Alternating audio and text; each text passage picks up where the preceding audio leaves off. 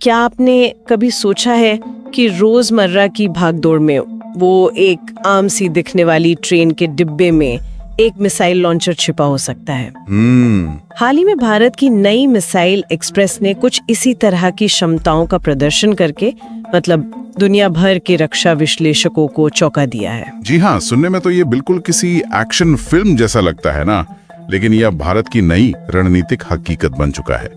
एक ऐसी काबिलियत जो पारंपरिक सोच को आप कह सकते हैं चुनौती देती है। तो आज हमारी चर्चा का केंद्र यही है, भारत का जो हालिया अग्नि प्राइम मिसाइल का सफल परीक्षण हुआ है। जिसे पहली बार एक विशेष रेल आधारित मोबाइल लॉन्चर से दागा गया।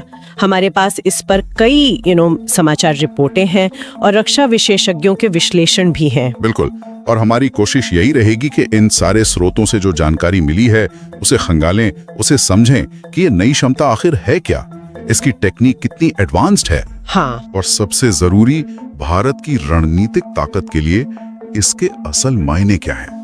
तो चलिए फिर इस दिलचस्प विषय की तह तक चलते हैं। सबसे पहले ये समझते हैं कि आखिर हुआ क्या था, मतलब घटना क्या थी। देखिए, घटना है 24 सितंबर 2025 की। इस दिन भारत ने अग्नि प्राइम मिसाइल का एक और सफल परीक्षण किया। अच्छा, लेकिन जैसा आपने कहा, ये कोई वो रूटीन परीक्षण नहीं था। इसकी सबसे खास बात थी लॉन्च का तरीका। हाँ, मतलब मिसाइल तो शायद पहले भी टेस्ट हुई होगी अग्नि प्राइम, लेकिन इस बार क्या अलग था? इस बार जो नया और मैं कहूंगा क्रांतिकारी था, वो था लॉन्च प्लेटफॉर्म। ये भारत में पहली बार हुआ कि किसी बैलिस्टिक मिसाइल को एक रेल आधारित मोबाइल लॉन्चर से दागा गया। रेल आधारित मोबाइल लॉन्चर? जी, यानी एक ऐसी ट्रेन से जो दिखने में तो आम सी लग सकती है, लेकिन अपने अंदर मिसाइल दागने की पूरी क्षमता रखती है।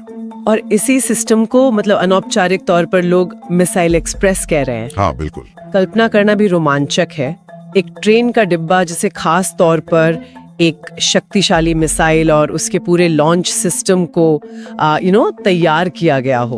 बिल्कुल, और ये सिर्फ एक इंजीनियरिंग का कमाल नहीं है, इसके बहुत गहरे रणनीतिक मायने हैं।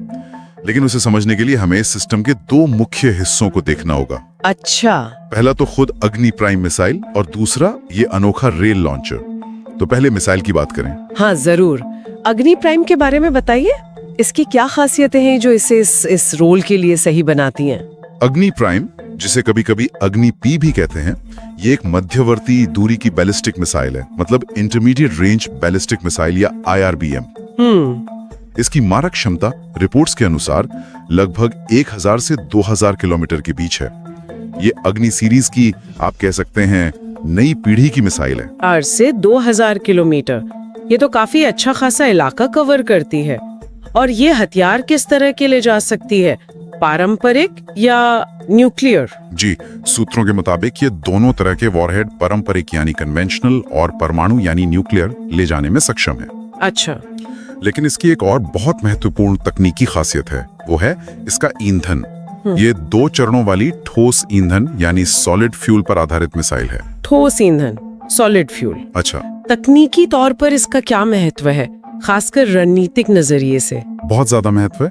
देखिए, जो तरल ईंधन वाली मिसाइलें होती हैं, हाँ, उन्हें लॉन्च से ठीक पहले ईंधन भरने में काफी समय लगता है। अच्छा, हाँ। लेकिन ठोस ईंधन वाली मिसाइलें वो लगभग लॉन्च के लिए तैयार स्थिति में रखी जा सकती है। ओके।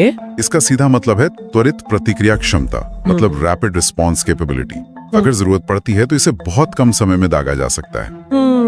ये दुश्मन को सोचने या जवाबी तैयारी करने का ज्यादा मौका नहीं देता, और ये संकट के समय में बहुत निर्णायक साबित हो सकता है। समझ गई, यानी तेजी और तैयारी। और इसकी सटीकता, एक्यूरेसी के बारे में क्या कहेंगे? आजकल तो मिसाइलों की सटीकता बहुत मायने रखती है। बिल्कुल सही कहा आपने। अग्नि प्राइम में आधुनिक नेविगेशन और गाइडेंस सिस्टम लगे हैं। ये इसे अपने लक्ष्य को बहुत सटीकता से भेदने में मदद करते हैं। साथ ही ये कनस्तरीकृत लॉन्च सिस्टम यानी कैनिस्टराइज्ड लॉन्च सिस्टम का इस्तेमाल करती है। कनस्तरीकृत, इसका क्या मतलब है? कनस्तर में बंद? हाँ बिल्कुल, इसका मतलब है कि मिसाइल एक सील बंद कनस्तर, एक तरह के कंटेनर के अंदर होती है। अच्छा, तो कनस्तर में बंद होने का क्या फायदा हुआ? इसके कई फायदे हैं। देखिए, एक तो ये मिसाइल को बाहरी मौसम, धूल मिट्टी या लाने ले जाने के दौरान होने वाली किसी क्षति से बचाता है। हाँ, ये तो है। इससे मिसाइल की विश्वसनीयता बढ़ती है। और दूसरा, कनस्तर से लॉन्च करना ज्यादा आसान और तेज होता है। अच्छा, कैसे? मिसाइल को कनस्तर में रखकर ही सीधे ट्रेन के डिब्बे या किसी दूसरे लॉन्चर पर फिट किया जा सकता है। इससे तैनाती यानी डिप्लॉयमेंट में लगने वाला समय बहुत कम हो जाता है। ये पूरी प्रणाली को और ज्यादा मोबाइल और फ्लेक्सिबल बनाता है ना? हाँ, बिल्कुल। और इसे बनाया किसने है? ये स्वदेशी है? जी हाँ, ये पूरी तरह से भारत के रक्षा अनुसंधान एवं विकास संगठन यानी DRDO ने विकसित किया है। ये भारत की जो आत्मनिर्भर रक्षा क्षमताएं हैं, आत्मनिर्भर भारत, बिल्कुल उस दिशा में एक और बड़ा कदम है, एक मील का पत्थर है। तो ये तो हुई मिसाइल की बात। एडवांस्ड है, सटीक है, तेज है और स्वदेशी भी। जी। अब आते हैं उस हिस्से पर जिसने सबसे ज्यादा ध्यान खींचा है, ये रेल लॉन्चर। ये कैसे काम करता है और क्यों इसे इतना अहम माना जा रहा है? हाँ, यहीं पर ये तकनीक वाकई दिलचस्प है और रणनीतिक रूप से बहुत शक्तिशाली बन जाती है। ये लॉन्चर सिस्टम भारत के विशाल रेल नेटवर्क का इस्तेमाल करता है। अच्छा। आप सोचिए, भारत में लगभग 70,000 किलोमीटर लंबा रेल नेटवर्क है। 70,000 किलोमीटर? ये तो दुनिया के सबसे बड़े नेटवर्कों में से एक है। बिल्कुल। और ये देश के कोने कोने तक फैला हुआ है। हाँ। लेकिन इसका फायदा मिसाइल लॉन्च के लिए कैसे उठाया जा सकता है? मतलब आम ट्रैफिक के बीच में? इसी में तो इसकी खूबी छिपी है।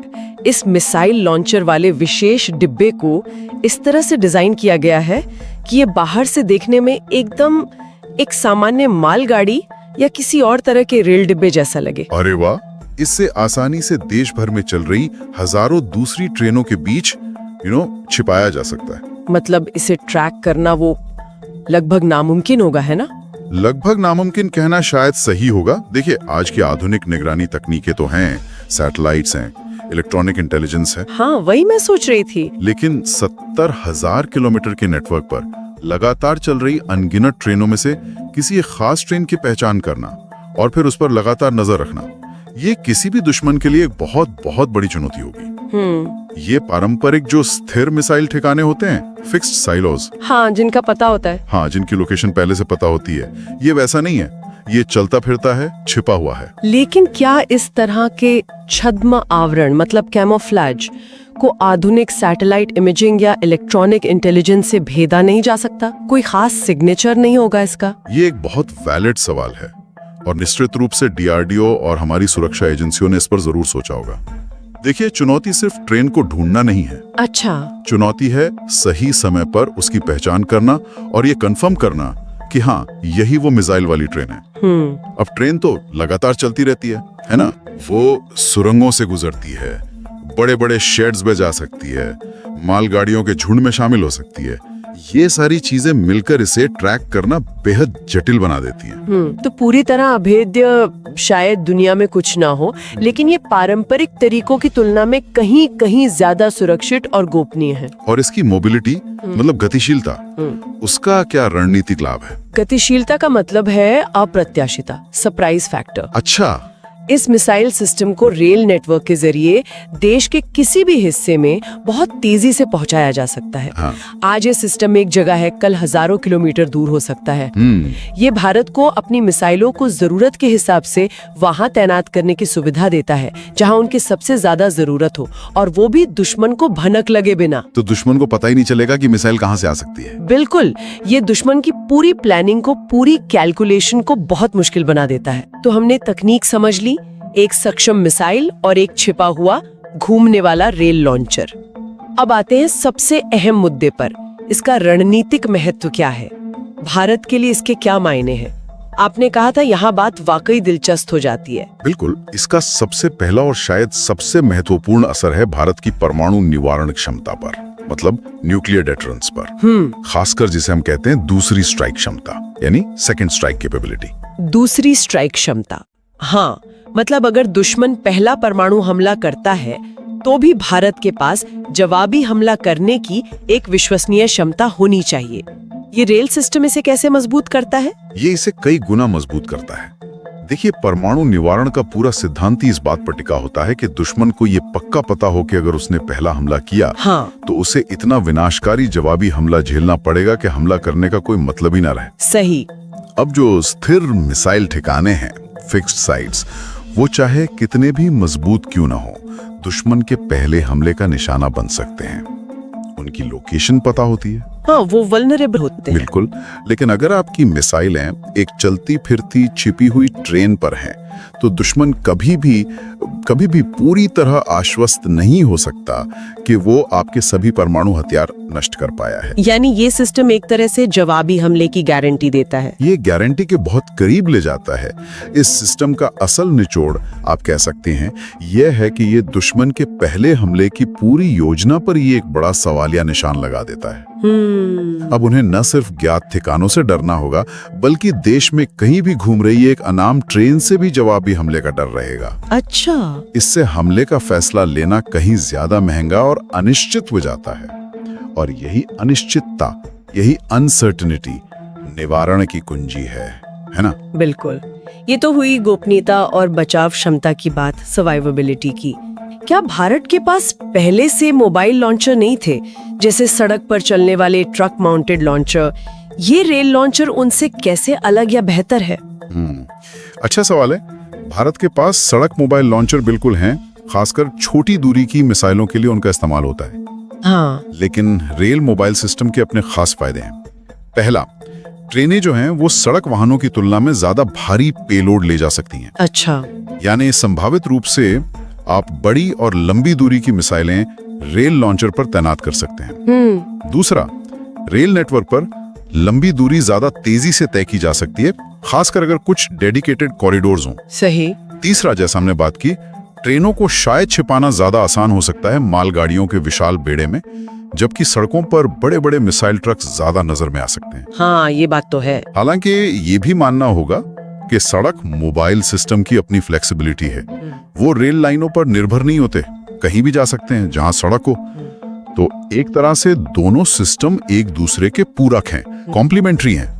अच्छा, तो ये एक और विकल्प देता है, और शायद कुछ मामलों में बेहतर विकल्प। क्या दुनिया के और भी देश इस तकनीक का इस्तेमाल करते हैं? ये कितनी कॉमन है? नहीं, ये बिल्कुल कॉमन नहीं है। ये तकनीक दुनिया के बहुत कम देशों के पास है। अच्छा। रूस, मतलब पहले जो सोवियत संघ था, उसने शीत युद्ध के दौरान इसे बड़े पैमाने पर विकसित किया था। उनकी न्यूक्लियर ट्रेन काफी मशहूर थी। हाँ, सुना है। चीन के बारे में भी माना जाता है कि वो इस तकनीक पर या तो काम कर रहा है या कर चुका है। अमेरिका ने भी इस पर काफी विचार किया था, लेकिन इसे ऑपरेशनल नहीं किया। तो इस सफल परीक्षण के साथ भारत अब दुनिया के उन बहुत चुनिंदा देशों के क्लब में शामिल हो गया है जिनके पास रेल आधारित बैलिस्टिक मिसाइल लॉन्च करने की ऑपरेशनल क्षमता है। ये भारत की तकनीकी शक्ति और उसकी रणनीतिक सोच का एक बड़ा प्रतीक है। सही। और अगर हम इसे बड़ी तस्वीर से जोड़कर देखें, तो जैसा डीआरडीओ ने कहा है, ये भारत की सामरिक ताकतों के लिए वाकई एक गेम चेंजर है। Game changer. हाँ, और ये सिर्फ कहने की बात नहीं है। ये जो कॉम्बिनेशन है mobility, stealth, rapid launch capability और सर्वाइवलिटी का, ये भारत को एक ऐसा रणनीतिक लाभ देता है जो पहले उसके पास नहीं था। ये सिर्फ एक हथियार नहीं है, ये निवारण के पूरे समीकरण को बदलने वाला तत्व है। लेकिन एक सवाल मन में आ रहा है, ये जो विशाल रेल नेटवर्क का इस्तेमाल हो रहा है, हाँ, ये तो एक नागरिक बुनियादी ढांचा है, सिविलियन इंफ्रास्ट्रक्चर। क्या इसका इस्तेमाल कुछ जटिलताएं या चुनौतियां भी पैदा नहीं करता? आपने बहुत ही महत्वपूर्ण मुद्दा उठाया है। ये निश्चित रूप से इस सिस्टम का एक पहलू है जिस पर बहुत गहन विचार विमर्श और प्लानिंग की जरूरत होगी। ये जो 70,000 किलोमीटर का नेटवर्क है, ये एक तरफ ताकत है तो दूसरी तरफ ये एक चुनौती भी है।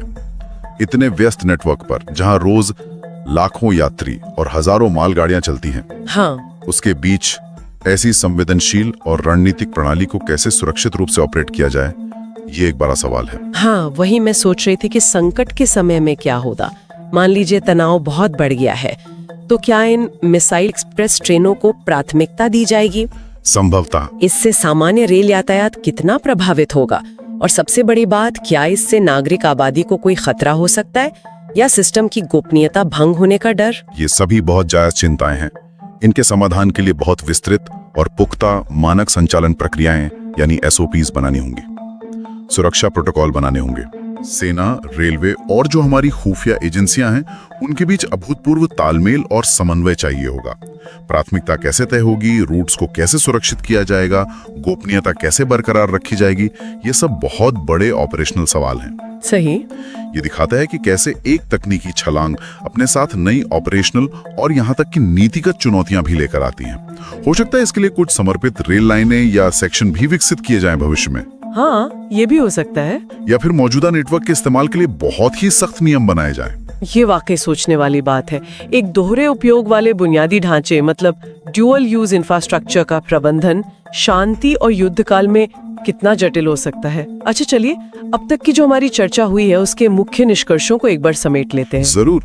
तो संक्षेप में कहें तो अग्नि प्राइम मिसाइल और रेल लॉन्चर का ये जो गठजोड़ है, हाँ, ये भारत को एक अत्यंत गतिशील मतलब हाईली मोबाइल, गोपनीय यानी स्टेल्थी और सुरक्षित यानी सर्वाइवेबल रणनीतिक हथियार प्रणाली देता है। और इसके मुख्य फायदे क्या हुए, एक बार फिर से? पहला, बेहतर निवारण क्षमता, एनहांस्ड डिटरेंस।